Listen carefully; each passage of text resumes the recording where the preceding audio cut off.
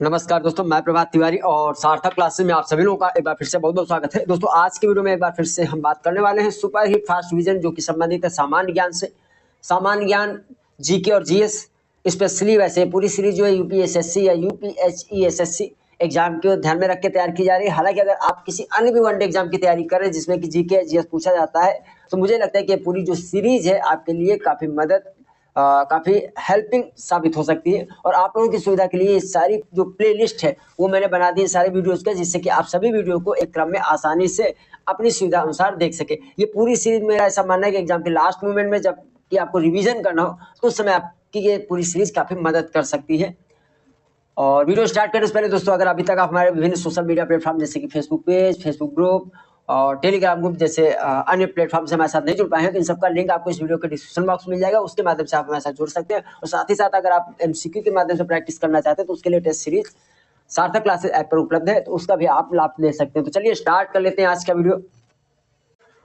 आज का दोस्तों जो पार्ट है, पार्ट 22 है, यानी 21 पार्ट ऑलरेडी अपलोड किए जा चुके हैं। पहला पॉइंट है, निर्मला सीतारमण ने 1 फरवरी 2025 को लगातार 8 बार केंद्रीय बजट पेश कर लगातार 6 बार बजट पेश करने का जो मोरारजी देसाई का रिकॉर्ड था उसे तोड़ दिया।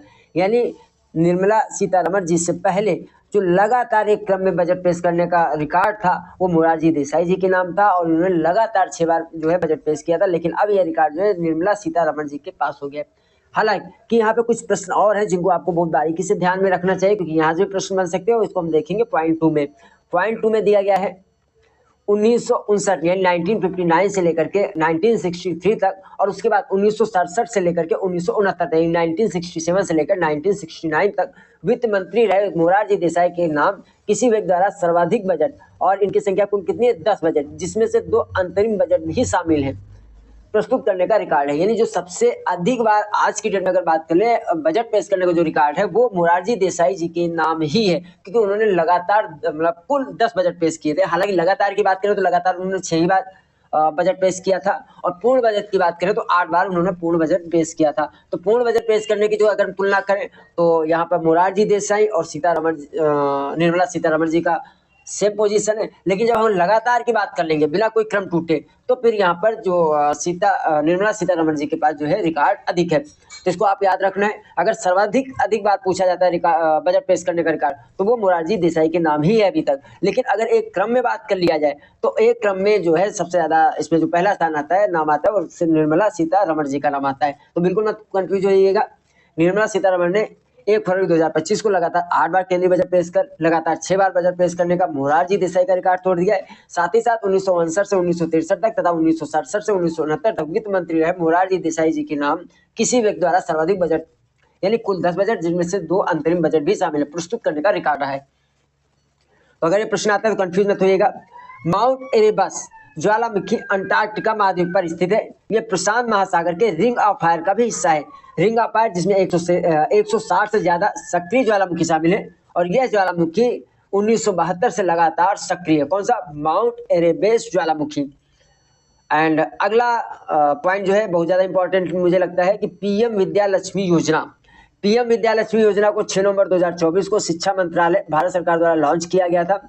अब हम देख लेते हैं कि पीएम विद्या लक्ष्मी योजना है क्या। तो अगले पॉइंट की ओर हम बढ़ते हैं। अगले पॉइंट को इसको डिटेल किया गया कि पीएम विद्या लक्ष्मी योजना का मुख्य उद्देश्य समाज के आर्थिक रूप से कमजोर वर्गों, आर्थिक रूप से कमजोर वर्ग मीन्स जिनकी सालाना आय 8 लाख रुपए या इससे कम है, से आने वाले छात्रों को वित्तीय सहायता प्रदान करना है। इस योजना के अंतर्गत छात्रों के लिए उच्च शिक्षा को और अधिक सुलभ बनाने के लिए 3% ब्याज सब्सिडी के साथ 10 लाख रुपए तक का शिक्षा ऋण प्रदान करने का प्रावधान किया गया है। यानी कितनी धनराशि तक यहाँ पे लोन दिया जा सकता है? 10 लाख रुपए तक। इसमें ब्याज कितना रहेगा? तो ब्याज लगेगा 3%। एंड अगला पॉइंट है, सरकी सल्तनत के दौरान जौनपुर को क्या कहा जाता था? तो जौनपुर को कहा जाता था सिराज हिंद। सरकी वंश की स्थापना की अगर बात करें तो सरकी वंश की स्थापना ख्वाजा जहां ने की थी, जो कि महमूद के दरबार में वजीर के पद पर कार्यरत था या नियुक्त था। किंग कोबरा एकमात्र ऐसा सर्प है जो अपना घोंसला नहीं बनाता, यानी किंग कोबरा को छोड़ के अन्य जितने भी सर्प होते हैं वो अपना घोंसला बनाते हैं। किसने बताया कि सभी नई कोशिकाएं पूर्ववर्ती कोशिकाओं से ही बनती है, यानी पूर्ववर्ती जो कोशिकाएं होते हैं उनके विभाजन से नई कोशिका का निर्माण होता है, और ये सबसे पहले बताया था विर्को ने। ये जीव वैज्ञानिक थे। अगला पॉइंट है आयुष्मान प्रधानमंत्री जन आरोग्य योजना। इसकी शुरुआत कब की गई थी? शुरुआत की गई थी 2018 में, और वर्तमान में 50 करोड़ से ज्यादा लोग आयुष्मान कार्ड बनवाकर 5 लाख के मुफ्त मेडिकल इंश्योरेंस यानी फ्री मेडिकल इंश्योरेंस का लाभ उठा रहे हैं। अभी ये चर्चा में है क्योंकि अभी कुछ महीने पहले जो है आयुष्मान प्रधानमंत्री जन आरोग्य योजना में थोड़ा सा बदलाव किया गया, जिसको हम अगले पॉइंट में देख सकते हैं। केंद्रीय मंत्रिमंडल ने 11 सितंबर 2024 को आयुष्मान प्रधानमंत्री जन आरोग्य योजना के विस्तार को मंजूरी प्रदान की है। इसके अंतर्गत 70 वर्ष या इससे अधिक आयु के सभी वरिष्ठ नागरिकों को उनकी आय की परवाह किए बिना, देखिए पहले क्या था कि पहले आय का था यहाँ पर क्राइटेरिया, लेकिन अभी क्या है कि इसको विस्तार कर दिया और 70 वर्ष की उम्र के ऊपर जितने भी बुजुर्ग लोग हैं उनकी आय वो कुछ भी कमाते रहे हों, ठीक है, उससे कोई मतलब नहीं, उसको बिना ध्यान में रखे हुए सबको जो है अब इस योजना का लाभ मिलेगा या इस योजना में शामिल कर लिया गया है। इस स्वीकृति के साथ इस आयु वर्ग में प्रत्येक वरिष्ठ नागरिक को उनकी सामाजिक आर्थिक स्थिति की परवाह किए बिना योजना के लाभों तक पहुंच प्राप्त होगी। तो देखिए यहाँ पे डेट आप देख लीजिए, शुरुआत कब हुई थी आयुष्मान प्रधानमंत्री योजना की? 2018 में, और इसमें सभी 70 वर्ष के अधिक उम्र के व्यक्तियों को शामिल कर लिया गया है 11 सितंबर 2024 से। अगला पॉइंट है, जब हम स्वास्थ्य संबंधित बात कर रहे हैं तो पॉइंट और लेते हैं कि राष्ट्रीय ग्रामीण स्वास्थ्य मिशन का प्रारंभ जो है 10वीं पंचवर्षीय योजना में 12 अप्रैल 2005 को किया गया था। एंड अगला पॉइंट है ऑस्कर पुरस्कार से सम्मानित होने वाली पहली भारतीय है। तो पहली भारतीय कौन है? भानु अथैया है। भानु अथैया एक सामाजिक पोशाक डिजाइनर और चित्रकार थी।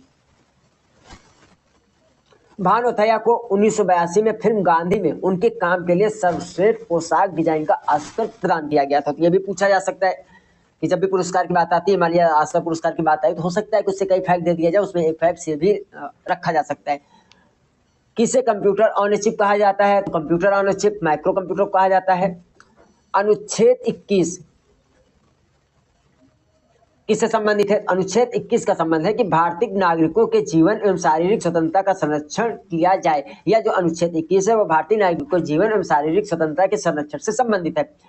रत्नत्रय के नाम से किसे जाना जाता है? तो रत्नत्रय के नाम से 10वीं सदी के प्रमुख कन्नड़ कवि पंप पुन्न और रन को सम्मिलित रूप से जाना जाता है।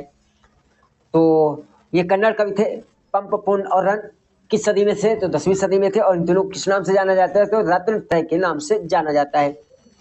गुणसूत्र द्वारा वंशानुगत का सिद्धांत प्रतिपादित किया था सटन एवं बोवेरी ने वर्ष 1902 में।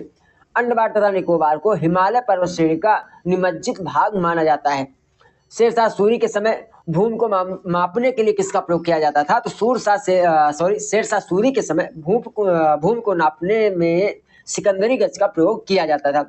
ब्रह्म समाज की स्थापना किसने की थी? तो ब्रह्म समाज की स्थापना की थी राजा राम मोहन राय ने। कब की थी? तो 20 अगस्त 1828 को की थी। कहां पर की थी? तो कलकत्ता में की थी। यानी राजा राम मोहन राय ने 20 अगस्त 1828 को कलकत्ता में ब्रह्म समाज की स्थापना की थी। किस वर्ष विश्वविद्यालय अनुदान आयोग की स्थापना की गई थी? यानी यूजीसी। तो यूजीसी की स्थापना जैसे आप लोग जानते हैं कि वर्ष 1956 में की गई थी। किस डेट में की गई थी? अगर आपको जानकारी तो आप कमेंट कीजिएगा।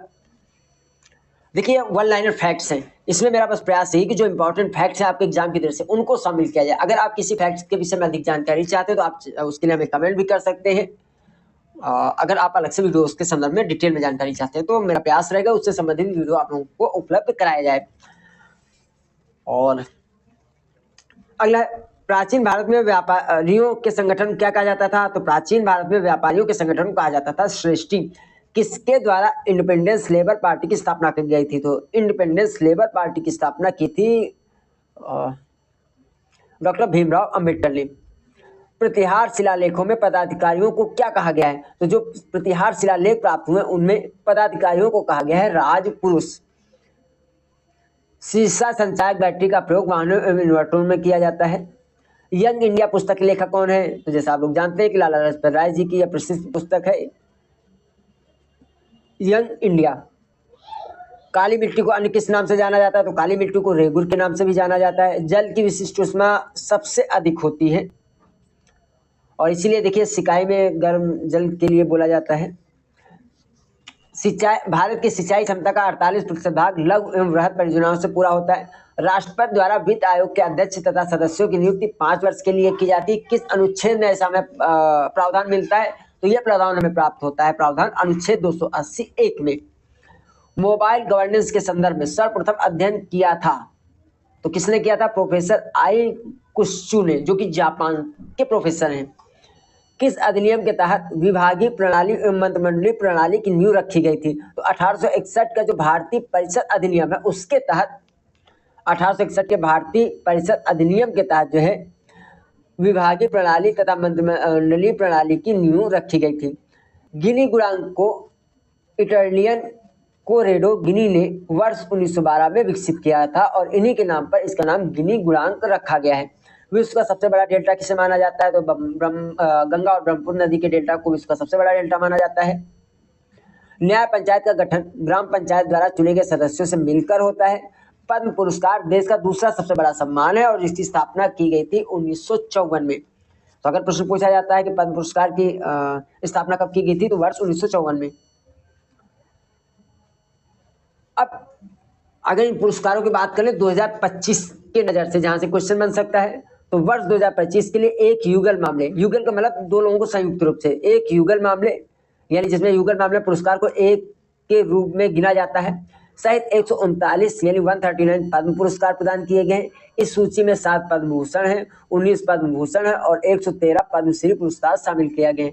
पुरस्कार पाने वालों में 23 महिलाएं हैं और सूची में विदेशी या एनआरआई जिनको हम कहते हैं श्रेणी के 10 व्यक्ति हैं और 13 मरणोपरांत पुरस्कार विजेता भी शामिल हैं। तो ये फैक्ट है जहां से क्वेश्चन बन सकता है। यानी कुल 2025 में कितने पद्म पुरस्कार प्रदान किए गए? 139, ठीक है, जिसमें 7 पद्म विभूषण है, 19 पद्म भूषण है और 113 पद्मश्री पुरस्कार हैं। 23 महिलाएं हैं इस लिस्ट में और जो विदेशी नागरिक हैं या एनआरआई हैं ऐसे 10 व्यक्ति हैं और इन्हीं में से 13 मरणोपरांत पुरस्कार विजेता भी शामिल हैं। ये फैक्ट्स आप याद रखिएगा, एक साल तो कभी पूछा जा सकता है किसी भी एग्जाम में। मोनोक्लोन एंटीबॉडी का उत्पादन किया जाता है हाइब्रिडोमा तकनीक के द्वारा। खनिज एवं धातु निगम की स्थापना कब की गई थी? तो खनिज एवं धातु निगम की स्थापना की गई थी वर्ष 1963 में, 1963 में। एंड समान भूकंपीय तीव्रता वाले स्थानों को मिलाने वाली रेखा को हम समभूकंप रेखा या भूकंप समघात रेखा के नाम से जानते हैं, जबकि एक ही समय पर आने वाले भूकंपीय क्षेत्रों को मिलाने वाली रेखा को होमोसिस्मल लाइन कहा जाता है। आजाद हिंद फौज की स्थापना का श्रेय किसे दिया जाता है? तो आजाद हिंद फौज की स्थापना का श्रेय दिया जाता है कैप्टन मोहन सिंह को। एंड चंद्रवरदाई की पृथ्वीराज रासो को आदिकाली का प्रथम ग्रंथ माना जाता है, आदिकाल का। संत मलुकदास की जन्मस्थली क्या थी? तो कड़ा थी। वित्त आयोग के गठन का अधिकार किसको दिया गया? तो राष्ट्रपति को दिया गया है। भारत में उष्णकटिबंधीय आर्द्र पर्णपाती वन बहुतायत में पाए जाते हैं। भारत में सबसे अधिक वन पाए जाते हैं, वो पाए जाते हैं उष्णकटिबंधीय आर्द्र पर्णपाती वन। भारत की केंद्रीय व्यवस्थापिका को क्या कहा जाता है? तो संसद कहा जाता है। एंड लास्ट पॉइंट, कालिदास द्वारा लिखित मालविकाग्निमित्र नामक संस्कृत नाटक में पुत्र विदिशा के राजा अग्निमित्र और विदर्भ की राजकुमारी मालविका की प्रेम कहानी का वर्णन किया गया था। तो दोस्तों ये आज के सुपर फास्ट रिवीजन के कुछ इंपॉर्टेंट फैक्ट्स। मेरी आपको सलाह रहेगी जो भी पढ़ने वाले वीडियो हैं वो चाहे सार्थक क्लासेस का हो या कोई भी अन्य हो, कम से कम 2 बार आप जरूर देखिए, जिससे कि जो फैक्ट्स हैं वो आसानी से आपके मस्तिष्क पटल पर स्थान बना पाए और एग्जाम के दौरान जब उन फैक्ट्स की आपको सबसे ज्यादा जरूरत होती है उस समय वो आपके काम आ सके। कोई भी वीडियो अगर आप एक बार देखते हैं पढ़ाई वाला और छोड़ देते हैं तो जो फैक्ट्स हैं वो आसानी से आपके मस्तिष्क पटल पर स्थान नहीं बना पाते और मुझे लगता है कि इस बात से आप लोग भी सहमत होंगे। एंड टेलीग्राम ग्रुप में अगर अभी तक आप नहीं जुड़े जरूर जुड़ जाइएगा। मैं वहाँ पे समय समय पर बहुत अच्छे अच्छे क्वेश्चन पोस्ट किया करता हूँ। डिटेल में टेस्ट सीरीज चाहिए तो आप सार्थक क्लासेस ऐप डाउनलोड कर सकते हैं। किसी फैक्ट्स के विषय में आपको ज़्यादा जानकारी चाहिए तो आप हमें व्हाट्सअप कर सकते हैं। हमारा व्हाट्सअप नंबर है 9506543831। एंड एक और दोस्तों आप लोगों को से जानकारी रहे कि जैसा आप लोग जानते हैं कि मैं भी फैक्ट्स कहीं ना कहीं से कलेक्ट करता हूँ। हालांकि मैं बहुत सावधानी रखता हूँ कोई भी फैक्ट्स जो है गलत ना होने पाए, लेकिन ह्यूमन मिस्टेक के कारण हो सकता है कि कहीं पे न चाहते हुए भी गलती रह जाए। तो एक बार वीडियो अपलोड हो जाने के बाद जैसे आप लोग जानते हैं कि उसमें एडिट करना पॉसिबल नहीं होता है, तो अगर इस तरह कोई कभी मुझे भविष्य में मिलती है, कोई गलती मुझे नजर आती है तो उसको मैं कमेंट के माध्यम से पिन कर दूंगा। तो जब भी आप वीडियो देखा करें तो कम से कम एक बार कमेंट जरूर चेक कर लिया करें, क्योंकि अगर ऐसा कोई भी सुधार होगा तो वो कमेंट आपको पहले ही दिख जाएगा, क्योंकि उसको मैं पिन कर दूंगा। तो दोस्तों आज के वीडियो में इतना ही, हम आपसे फिर मिलते हैं अगले वीडियो में कुछ नई जानकारी के साथ। तब तक के लिए नमस्कार।